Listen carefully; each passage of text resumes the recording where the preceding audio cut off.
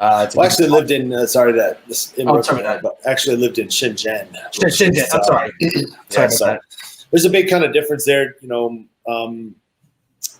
Shenzhen is a crazy place, I would say. It's probably the city that's grown the fastest in the history of humanity. So it was about fishing village of 300,000 people in 1978, and the leader of China, Deng Xiaoping, decided to do some test economic reforms there and open up the economy. It's one of what's called the SEZ, a special economic zone in China. And it went from 300,000 people, it's probably close to 13 million people now in just under 40 years. And it is the wealthiest city per capita in China.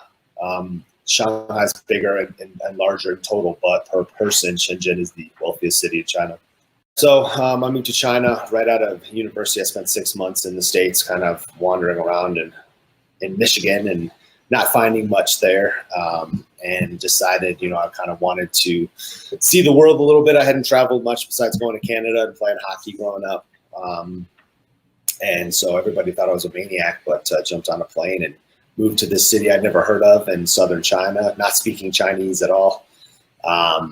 And yeah, ended up staying there. I thought I'd stick around for a couple of years, learn the language, come back and go to law school, and ended up spending almost 13 years in Shenzhen. I did go to law school in Hong Kong, but I studied Chinese business law, studied Mandarin for a year at Shenzhen University there in southern China, and started a manufacturing consultancy, which I ran for about just under a decade, and then switched over to digital marketing and e-commerce about 4 years ago, selling products on Amazon, kind of riding the algorithm a bit, and then moved on to turn around and looked at the Chinese market and how big it was and how fast it was growing, and started helping D2C, direct-to-consumer brand products, product brands test the market, enter the market, test, scale.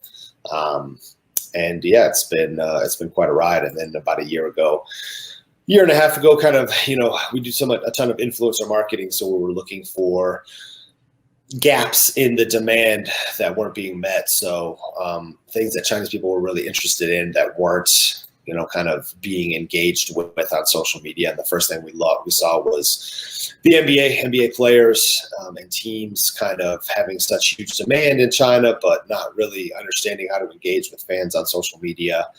Started working with a couple of those teams there to kind of help them streamline that process and find and build relationships with Chinese corporations. And then about a year ago, through that, actually through the NBA 2K products, kind of stumbled into esports a little bit. And then, so I've been dealing with esports teams and helping them get into China, build up social media presence, engage with fan bases, and then leverage that engagement and leverage that presence into finding sponsorship opportunities or e-commerce opportunities, whether that's affiliate marketing, whether that's selling their own merchandise into China, and basically kind of helping them establish a presence in, depending on what day of the week it is, the largest esports market in the world.